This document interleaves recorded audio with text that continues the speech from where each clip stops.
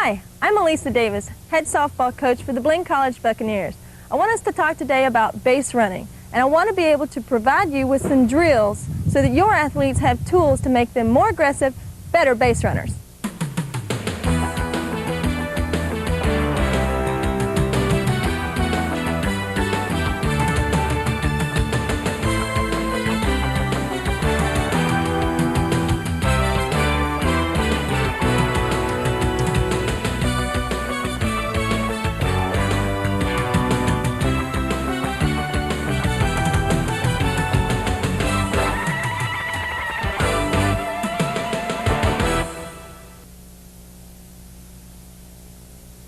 Now there's one element of the game that every player has to execute, and that is after the ball is hit, leaving home plate and progressing to first base.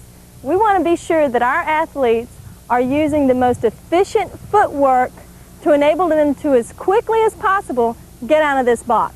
After your right-handed batter takes her cut and attacks the ball, she will be in a position where most of her weight is on her right or back foot. She will take her first step out of the box with her back foot.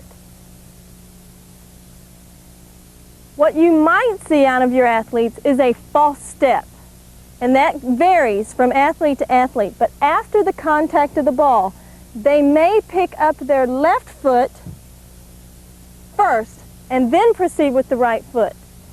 Now for your left-handed batters, it works the same way. After they have contacted the ball, they are going to cross over step with their back foot and take a long step towards first base. What you might see out of a left-hander with a false footwork start would be something like this. After contact of the ball, a back step and then a forward step to the base.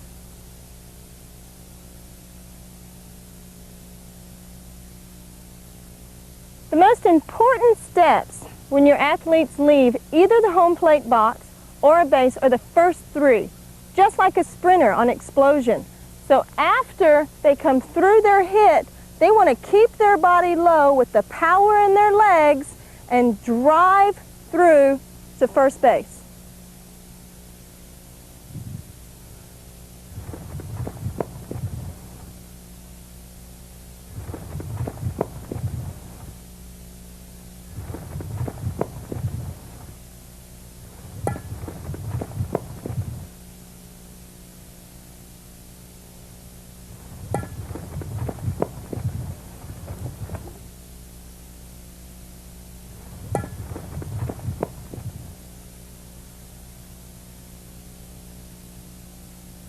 Okay, now this is another drill you can do, just adding more implements. We've put up a pitcher with a protective screen. She's only going to be throwing wiffle balls. Now the batter has that third element. She's still working on that back foot, leading, coming out in strong, aggressive move toward first base. She's going to watch that wiffle ball come in. She's going to strike it. We're in with the motion. You can also set up multiple drill stations, just a long spread out down this first base line. Let's see how the Buccaneers run this drill. Good, clean footwork on number 2, Sarah Smith.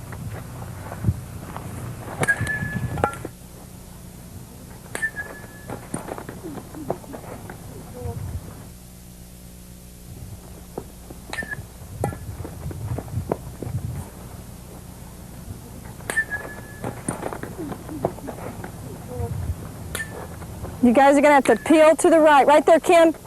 3 steps and you're out. Leave the balls.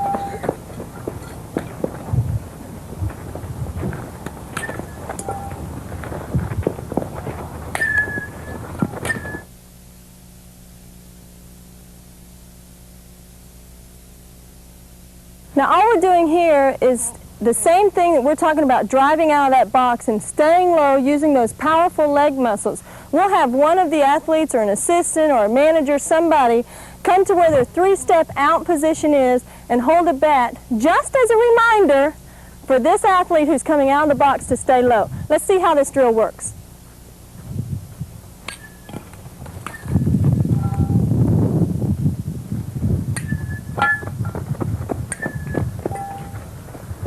A little higher, Angie, with your on the taller Gus.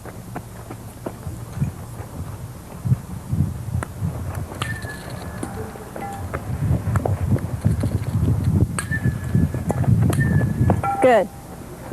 Don't duck under, Audra. Run. Good, Kim.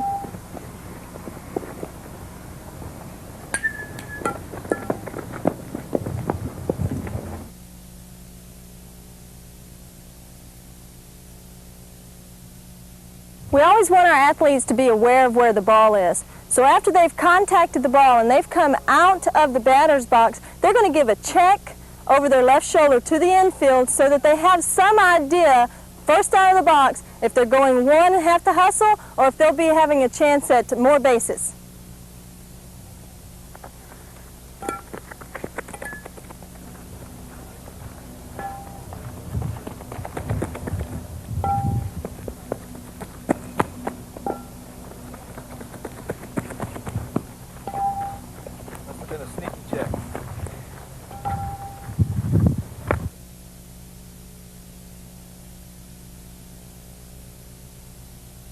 We want to talk about the approach to first base. There are a couple of errors that your athletes will perform. They will either chop their steps or leap to first base. The ideal way is to keep a smooth pace, hit the front part of the bag, hopefully on the outside, but our main content here is the front part of the bag. Excellent.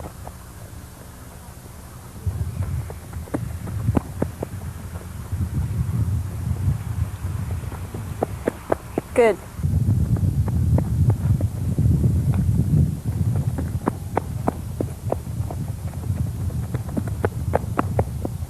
You guys are awesome.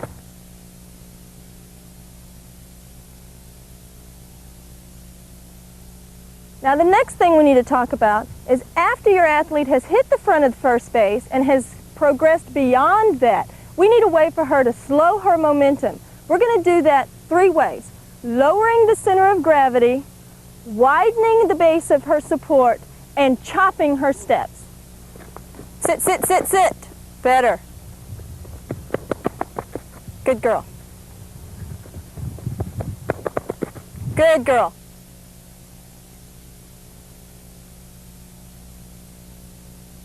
While your athlete is slowing her momentum by lowering her center of gravity, widening her base of support, and chopping her feet, she's going to take a check over her right shoulder for a possible overthrow past the first baseman.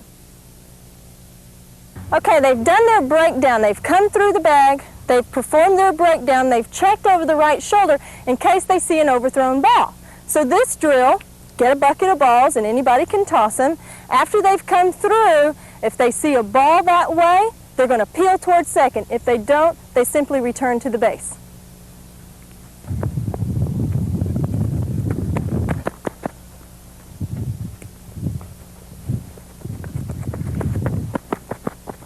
Good.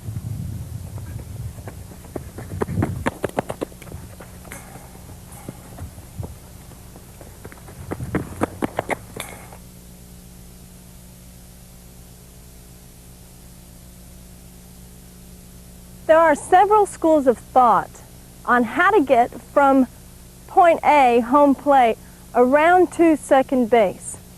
You have the loop out theory, which is a question mark most of you are familiar with. Another school of thought is a round, tight circle that doesn't have any deviation at all. And another school of thought is in thinking in straight lines. We want to try to demonstrate the straight line idea. So when I come out of the box and it is a ground ball through where I think I'm going to second base, we want our runner to take a straight line from the batter's box towards her first base coach. So what I've done is put a little pile of chalk here so they have a visual aid on what they're doing. This will set the batter base runner up so that now she's got an angle to be able to hit first base, and take a clean, sharp angle to second base. Let's see some of our Blend Buccaneers demonstrate this drill and see how it works. Audra, why don't you give it a try? Jess, why don't you jump in here?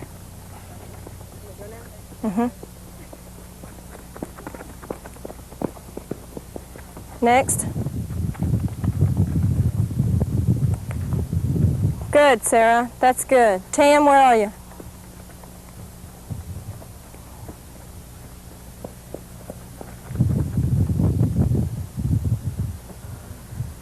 Good.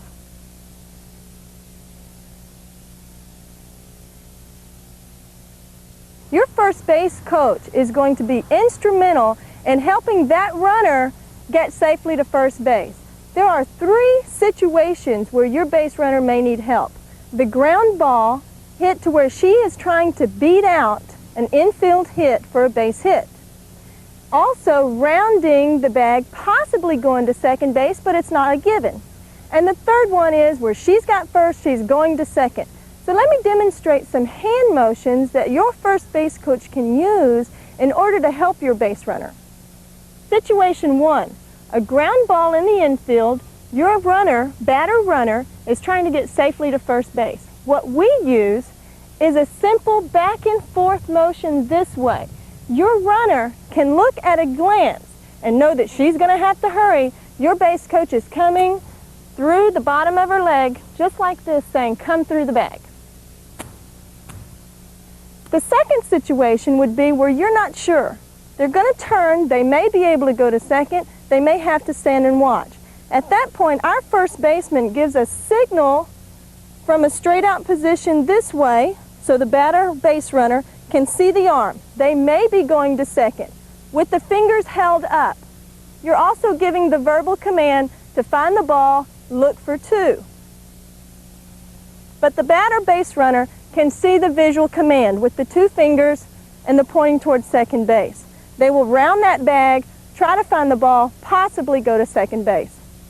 That third situation is that ground ball through you know is a double, and the universal sign for that one is get to second. The circle of the hand saying go to, go to, go to.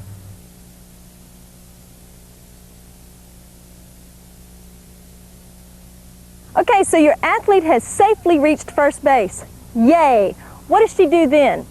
Many things to think about. What does she do with her timing, with her lead, with the pitcher? What does she also do with her timing and her lead with the batter? The first thing is the basic lead is what we call the rocker. We'll have our front foot, our left foot at the front of the base on the outside. This puts us farthest away from any play that might happen. If I'm in here on the inside with either foot, I'm closer to the first baseman and a potential play that occurs here. So my left foot is on the outside of the base, my right foot is back. This allows me to get into a crouched starting position. From here, the runner will explode off the base, using the base as a push-off mechanism. This is what we call the rocker lead. Nadia's going to demonstrate that. When she's here, her front foot is her left foot. It's on the outside of the bag, away from any possible play that might occur here. Her right foot is in the out of bounds area outside the foul line. Now when she gets ready to explode off this base, she's going to lower her center of gravity, and when she's ready to time her rock, she's going to come back, keeping her hips low. It's not just her shoulders. Let me show you the difference there. Nadia's just going to take her shoulders back this time. Okay? This doesn't do it. It's not as effective or powerful as if she stays low and brings her hips back. When she comes off of this bag with a power takeoff, she's going to use the base as a sprinter would with starting blocks. So here she goes, leans back and off the base.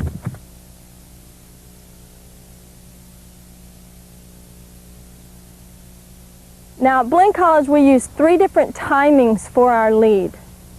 If you're in a straight steal situation, your base runner will leave when the pitcher is at the top of her pitching motion. She will start her progress off the base so that by the time the ball is out of the pitcher's hand, your runner will be just leaving the bag with her back foot. That's what we use on a straight steal situation. What we're going to do now is demonstrate the straight steal lead. And as I talked about, we're going to leave when that pitcher comes to her 3 o'clock position right here. Our runner is going to be timing so that her lead is off of there. Okay, back up. So all that's happening here is the runner is getting a timing pattern down with the pitcher.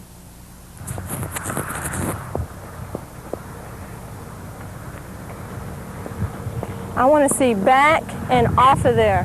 Who's got the best rocker leads? Power, need to see a lot of power here.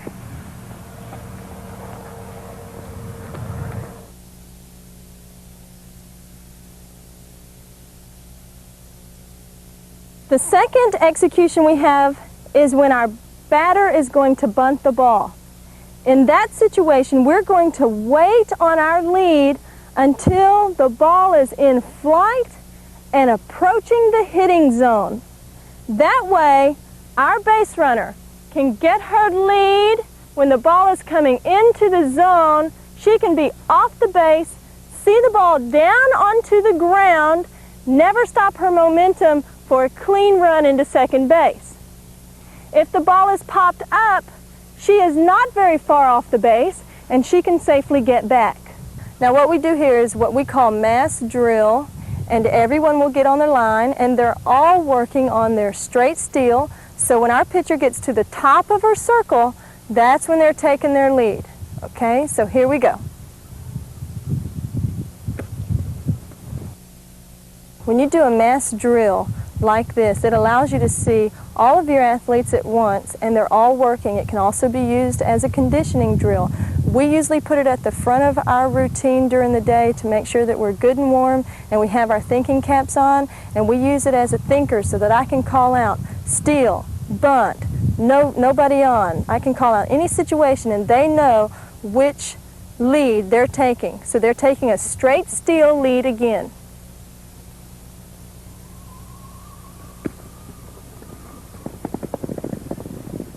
Now they're going to take a bunt lead, so you'll see their heads turn as if that ball is traveling into the hitting zone. So it'll be much later this time.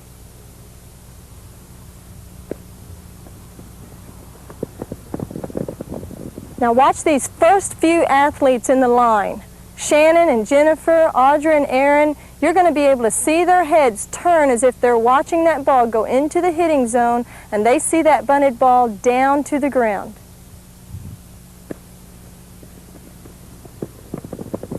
Now there's no signal been given to the batter, so the runner is on her own. She'll leave when the pitcher gets back to about a 9 o'clock position in that area right there. Thank you, Angie.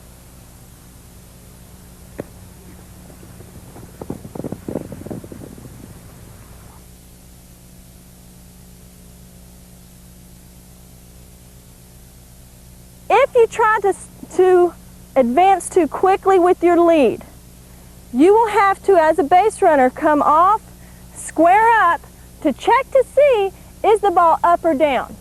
Now, I have lost momentum because I've had to turn my body, waiting for the ball to come into the hitting zone. If I wait back here until that ball is approaching the hitting zone and I take off, I can at a glance see that it is down and continue my forward momentum without the turn. Now this is a drill that we're going to use to help our runner with her timing with the pitcher and the ball coming into the hitting zone, and then what to do after the ball gets here. If we have our imaginary batter here and she's pretending to bunt the ball, if the second catcher here throws the ball up, that means that our imaginary batter has bunted a ball up into the air. The runner will collect herself and return to the base. If our second catcher rolls the ball out, that means that our imaginary bunter has bunted the ball down and fair, and our runner at first will continue on to second base. Let's see how it works, Lisa.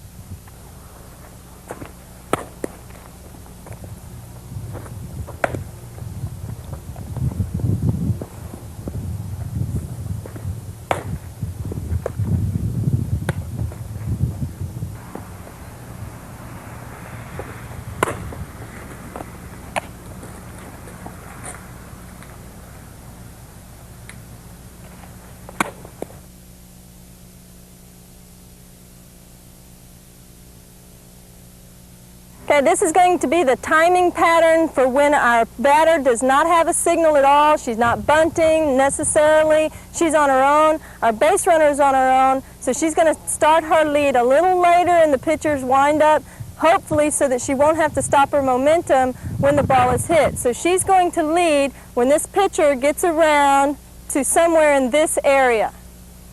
Lisa?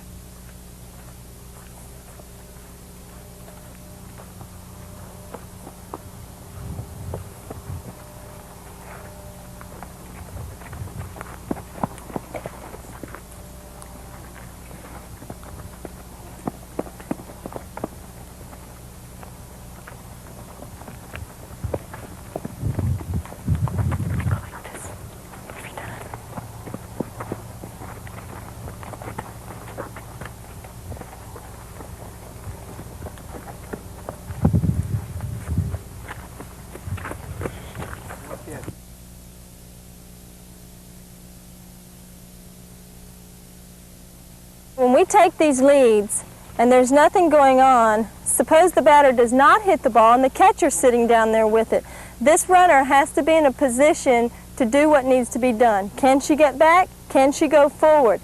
A rule of thumb, when she takes her lead off this base, she's going to be a step and a dive away. Okay, now I want Audra to just lie down right where she is on your belly and stretch out. So, you see that her back foot was here, and that would be a dive for her. She didn't have her step. Okay, so that's a good indicator for your athletes. If they don't know what a step and a dive away is, have them lie down and feel for it. Now she's going to dust off and start right back where she was and take a step to her right. Now, she can look visually and see, oh, this is what it looks like. Now I know how far it is to be a step and a dive away. Now that she knows what that looks like, Audra's going to take a step and a dive away and look at it again. Now she knows she's getting that visual look. Okay, thank you very much. Now what I want to talk about is the dive portion. She starts off on the outside of the base so that she's away from any play that may come from a first baseman. So when she takes her lead and she needs to come back, she's going to make sure that her body is as far away as possible and that her hand comes back at the far edge of this base. So she's going to come back with her right hand and her body as far away as she can. That makes sense. If you have a first baseman who's coming back for a tag play, we want her to have to try to chase you outside of the line and make it more difficult for her. Now we're going to put that all together. She's going to take a good, strong, hard lead off and bring it back in a dive. She's going to dive back away from the play.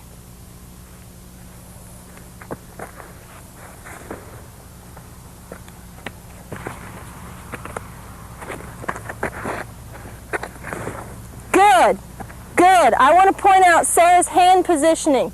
You want to be very careful. Step off, Sarah, for me, and come in with your hand, with your left hand down and your right hand reaching. You will have your athletes with their left hand down and their right hand reaching, and you're setting yourself up for injury in the wrist area of that left hand because it's taking all the forces. Let Sarah show you that again. She's going to come back, and this is what you'll see out of your athletes. You'll see a left hand down, reach with the right hand, so that most of that force is coming on the left hand. What Sarah demonstrated the first time with those hands completely straight out is the proper execution for that dive back. Sarah, you want to try another one? She's got to stay low and come back low. Good, hands out. Another key is keeping your center of gravity down. Nadia comes off, stays low, control, hands are out. Good job. She goes, stays low, keep your hands out. Good girl. And here comes Jen's going to do another perfect one to the outside of the base. There you go, perfect. Stays low, comes to the outside. Good job.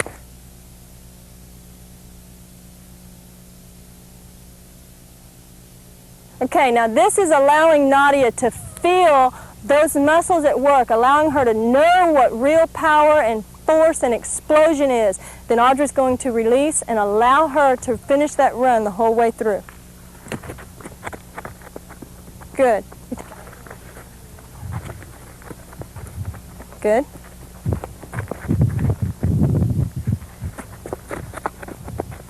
Good.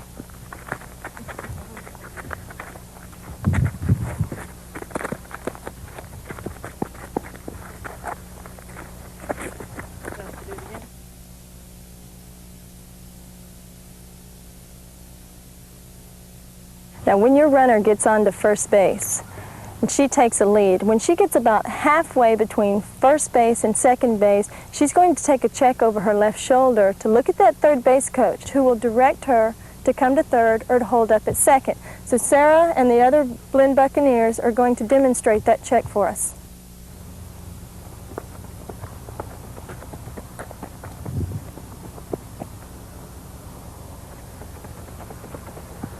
Good. And the coach was holding her up.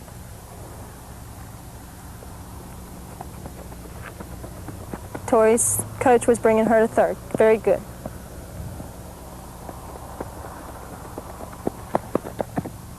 Good.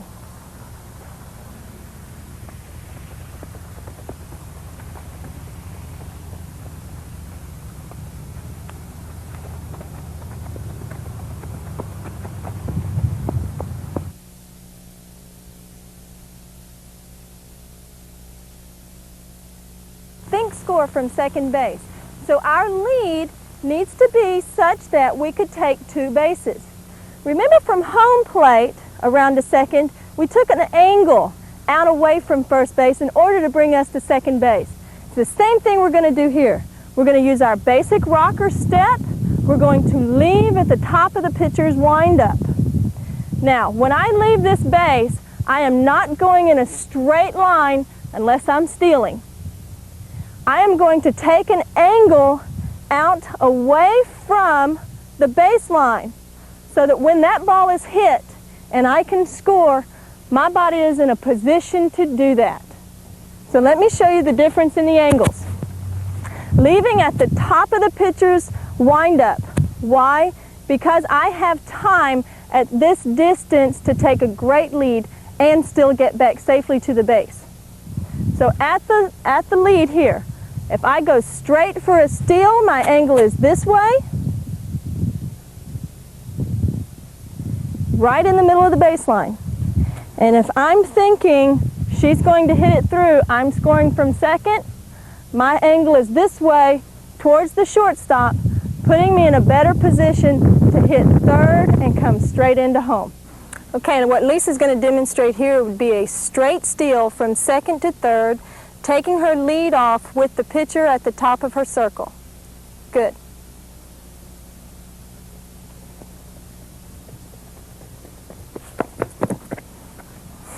To the base.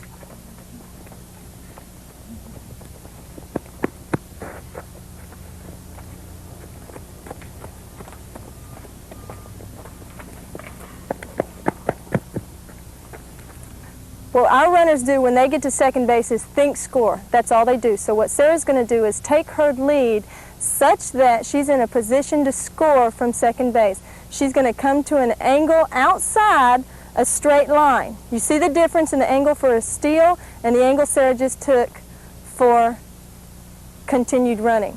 Okay, so Sarah's going to leave at the pitcher's top of the circle and show us what it takes to get to home from second base.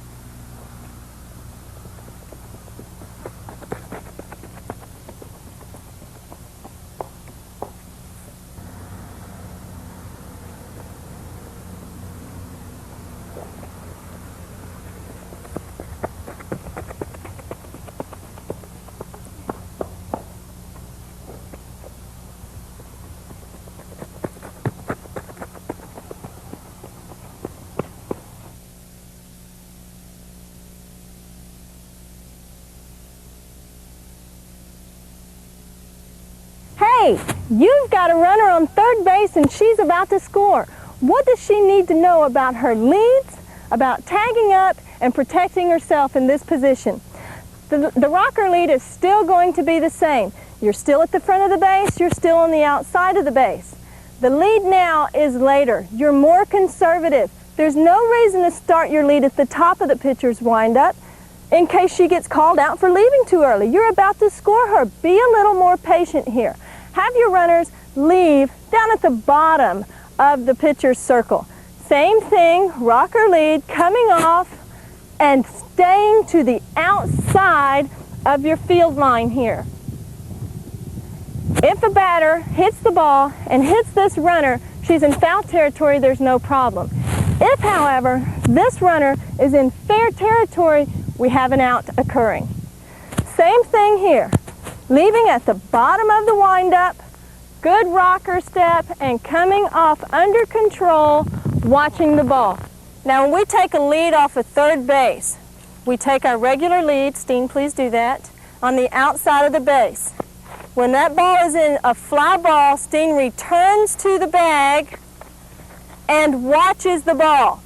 And this is instrumental to us. We think we have an advantage if we can time the catch and with our lead. So Steen is going to see that and go forward when she sees the ball. Now this is a little demonstration that you can do with your athletes so that they understand what you're talking about. I'm going to have two athletes standing side by side. The rest of the blue girls are going to move out, Sarah. Okay, Jessica and Tori. Now, Tori may very well be a smidgen faster than Jessica. She's going to close her eyes. Tori, you're starting with your eyes closed. You can open your eyes now. I'm going to raise my hand. When my hand comes down to my leg, I'm going to say go, and that's when you start. Ready? Go. Now you can see with that demonstration who had the advantage in the run. The person who could time her start with my hand going down. And that's the principle that I think is important when you're using a lead. If you allow your runners to come back and start in a stationary position looking towards home plate, relying on you, the base coach, they are at a disadvantage because they cannot time their rock and they're starting cold. If you allow them to look at the ball, they can see that ball coming down and able to time their release from the bag. Okay, who do we have up? Okay, Christina is starting her regular lead, and she's going to take that lead on the outside of the line, and then she's going to return for a tag. Now, look at this foot placement, right at the edge of the base so that she can use it again like a starting block, and her weight is back with her hips back so she can explode to home plate. Very good. Nice job. Back, tag. Next. Back, back, back, back. Tag, tag, tag.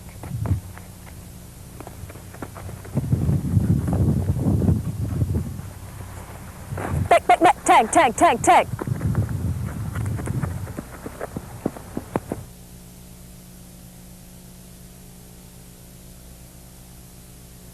There are some things that are elemental in running, period, whether you're running track or cross country or bases or whatever. We want our chest to be up high, creating some space between the ribs and the hips.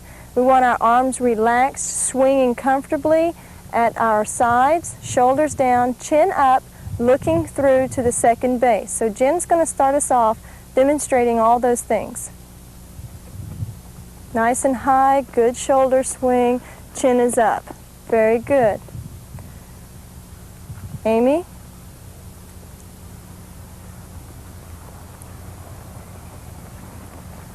Now, in order to get good power out of those legs, you're going to have to really use your quads and your hands. And there are some drills that we use to work on those. One drill that we do is called heeling. And all it is bringing the heel up to the buttocks area so that you're concentrating on just that phase of the run. Aaron? Arms are the same as they would be. Feet are coming up nice and tight and close. Good. Sarah's got heeling working.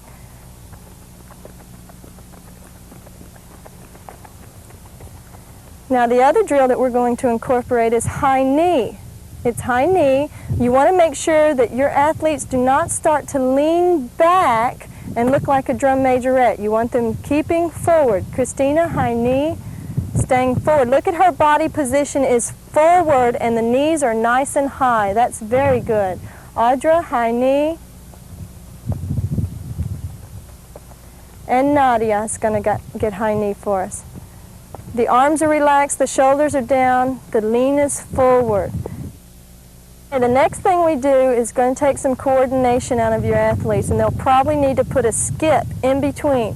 Very slow motion, Jennifer. Step out a little bit for me. Just step out.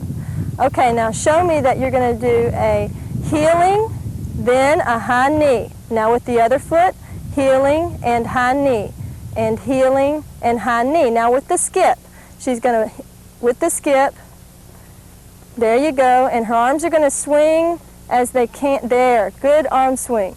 You see the combination in the movement there. Good. Amy? Now you can see Amy's got a little bit of drag in that back step. There, she's picked it up a little bit. That heel should come straight up to the buttocks. Notice the arm movement is the same. Quick, up to the buttocks, up to the knee. Good. Erin's real quick here. Erin was a track star in high school. Good girl. Now, the next runners are going to take out the skip, and you will gradually progress to this. It's a running motion without the skip, going straight from high knee to heeling, heeling to high knee. Notice Kyrie's got a slightly forward lean. The heel comes straight up under the buttocks. Very good. Good, Christina. Straight up. Good form running.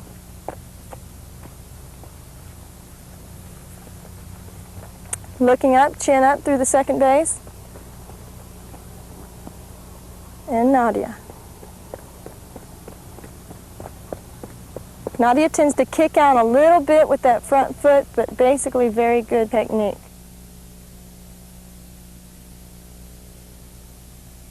When you're teaching the slide, and it is a skill that needs to be taught because it's not natural for all young women to be able to do this, you need to be sure that the athletes know why they're sliding, or you need to know why they're sliding. And number one is for safety, to avoid injury. And that is in a collision with a shortstop, second base, third base, whoever the party is that's making the tag. The second reason that you would want to slide is that it's the quickest way to the base. Your momentum is going into the base. You're not having to stop, slow down, chop your steps to get to the base. So that makes sense. Prevent injury, quickest way to the base. The other thing is to avoid a tag. Yeah, we don't want to be tagged out, so we're going to slide away from that person that's tagging. And the last reason that we would want to slide is to create a diversion of some kind. Have that player have to go down. Maybe she drops the ball, maybe we cause some confusion, but to create a diversion. After your athletes know why they're sliding and they have some safety tips, they need to know that anytime they're in doubt, they need to be down sliding. Especially going from first to second, they're usually going to be sliding. But if they're in doubt, they need to slide. It keeps them from being in a limbo situation of halfway up, halfway down, and really not having their body in a good position to do anything. So if they're in doubt, slide. We use that as a motto. If in doubt, slide.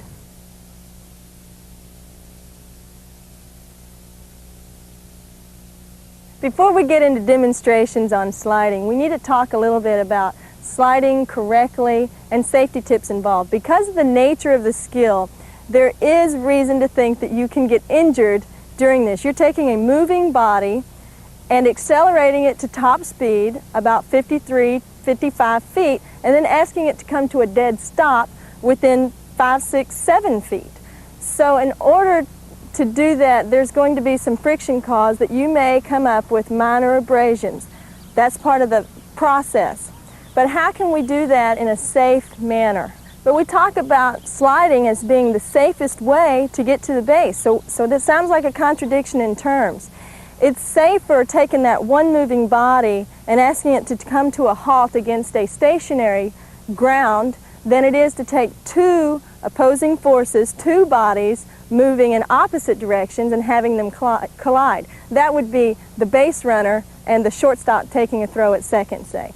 So that's what we talk about when we talk about preventing injury. We're talking about serious injuries being prevented. The other thing about saving injury you would want to think about is protective clothing.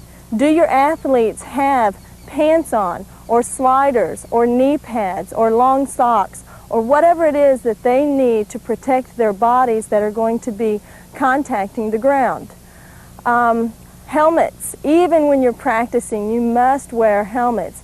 If your athletes forget to or don't have the skill down well enough yet, and they don't have that chin tucked, their head flies back, so you're setting yourself up for some head injury there. So protective clothing and helmets, two very important issues. When you're practicing in the grass or sliding on the cardboard or using a slide ride or whatever, anytime you're practicing, I have my athletes take their shoes off.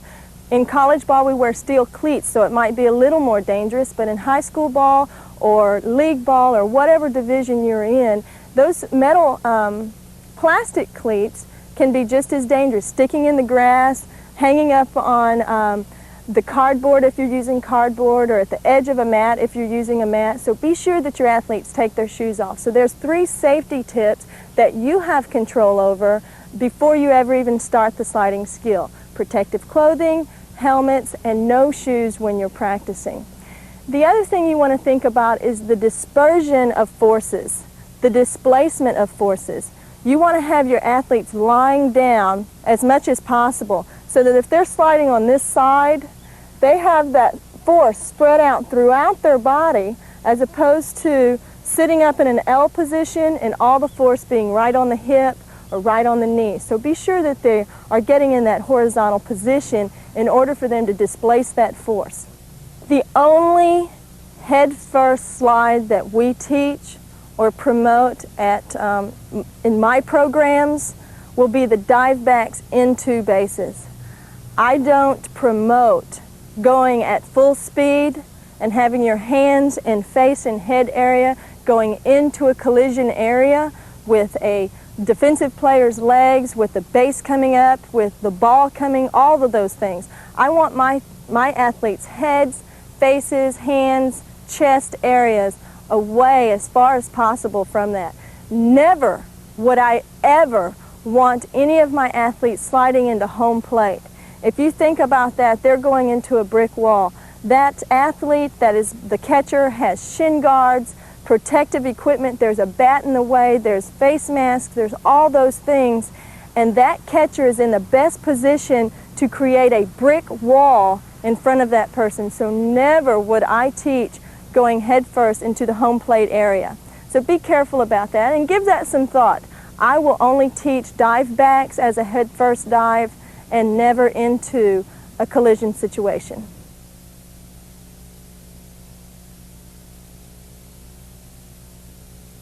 We can talk about proper techniques in several ways, but one of the very simplest way is just have your athletes drill. Just tell them to stick them up, you know, whatever age group. If you're working with 8-year-olds, this is an important skill to teach so that they stay safe. Tell them stick them up, and that is something you can do. Point your little gun at them, stick them up. Their hands go straight up in the air just like this, and then their chin is going to tuck to their chest. And we do this when we first start our series of progressions for teaching the slide, even at the college level. We stick them up and put our chins down. So that's the first position you want to teach your athletes to be in. Stick them up, chins down. The next thing is on the figure 4 slide, making sure that that leg gets up in that upper direction so that it's tucked under, and for the pop-up they can just simply extend it. When you're teaching the pop-up figure 4 slide, it will be to your advantage to teach your athletes to be able to tuck their left foot. And when we demonstrate later, you'll be able to see better. If their left foot is tucked, it puts their body in a position to where they can round whichever base it is, and they're going on a straight line to the next base. If their right foot is tucked, their body is facing the outfield, so that they have to turn in a bigger circle in order to put them on the right path. So if you can, start teaching at an early age for that left foot to be up. For the hook slide, you really want to have your athletes be able to hook on either side of their bodies. to have their left leg be their contact foot or their right foot be the contact foot. And we'll show in demonstration why that's important, but because of avoiding a tag, you want to be able to do that on either side. For the slide by, it's also essential for the back door or slide by. This slide has a lot of names: fly by, slide by, back door.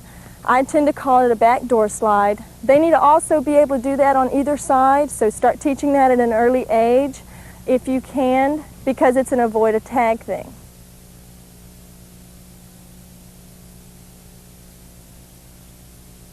All right, this is the very first stage in teaching your progression for learning to slide. So the very first thing the athletes are going to learn is to tuck their chin and to put their hands up. So ready, guys? Let's show how that looks. And up.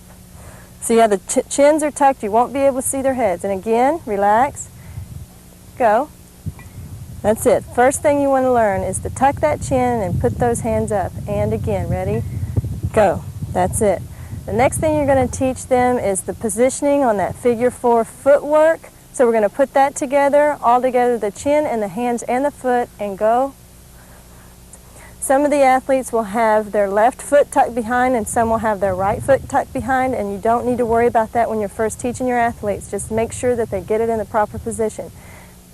Hands are up, chin is down, the figure 4, and sit. Okay, the feet are going to come up, they're going to rock a little bit and bring themselves back up. Good little pop-up slide. Here we go again, all at once, go. And you're up. Good, one more time, this will be the smoothest one. And go. And up.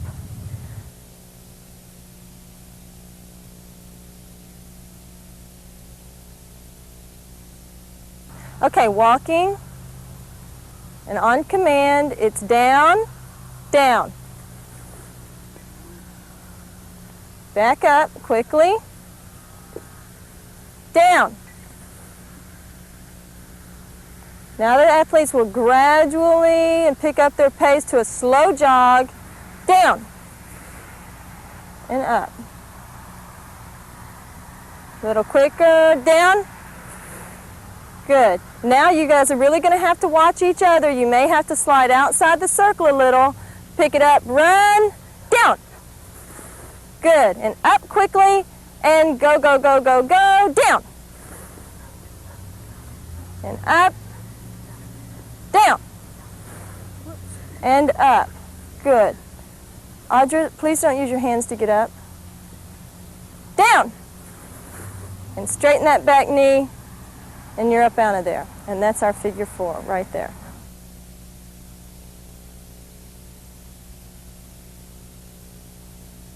We talked earlier about the relevance of body positioning in this slide. Now Kyrie's going to demonstrate a figure 4 pop-up slide with the right foot tucked. And I'm going to freeze frame her for you and point out why that's not the best leg to have tucked under for this figure 4 slide. Kyrie?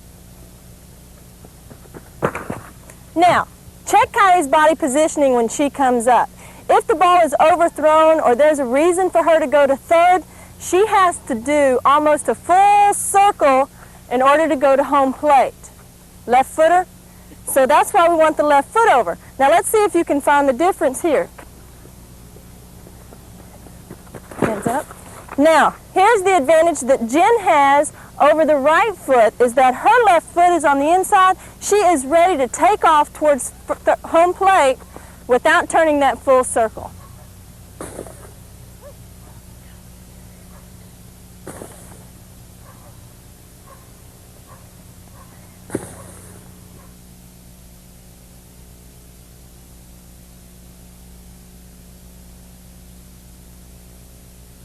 As you saw with the figure 4, it doesn't matter which is your foot that's touching the base, which foot is your lead foot, as long as you have bent soft knees and catch the base with the outermost foot, which is your top foot.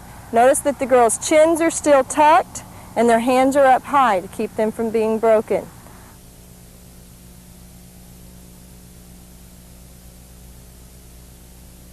Okay, now with the hook slide. Talked earlier about why it's important to go on both sides, and we're going to demonstrate that.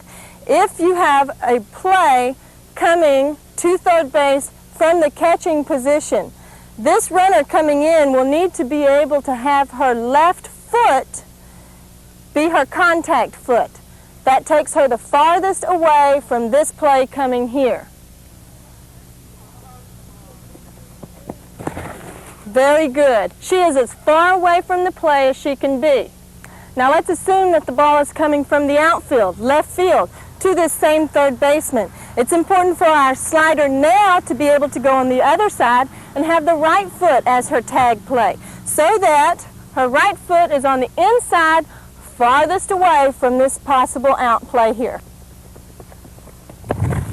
Good. Look at her body right here. It's farthest away. This fielder may get anxious and want to chase her out. Her foot is on this farthest area of the bag. Excellent job.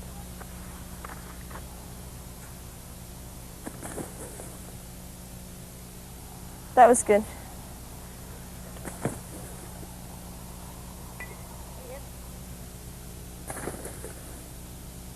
Good.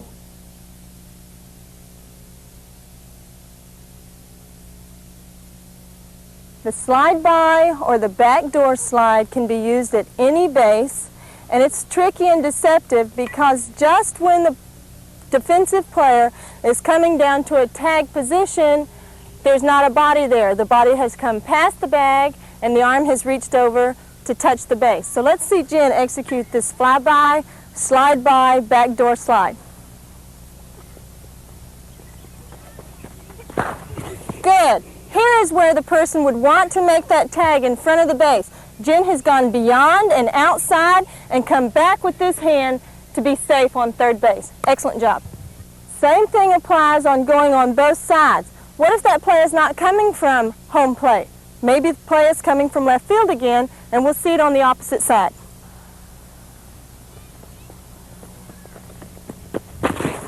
Good. Good job. Look at where Sarah's body is in relation to the base. Generally, a defensive player is going to be going for a body, okay? They get lured into that, and that's exactly what we want them to do. We want them to chase her body out there, and boom, there's her fingers way in here on the bag. Nice job. Thank you. That's good. That's good. That's okay. It shows what we want to show. He's in the truck with Ron.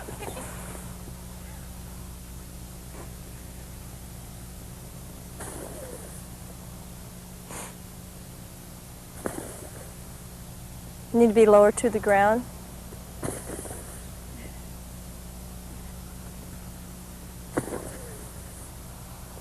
Good.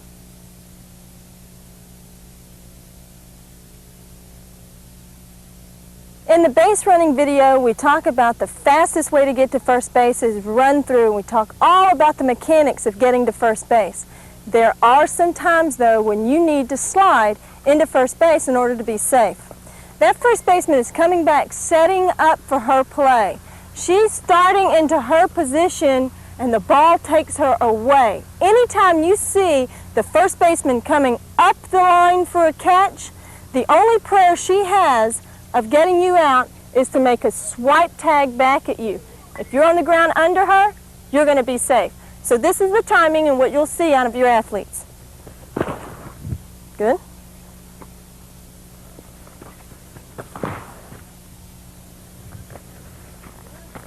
Got to be flat. Flatten out.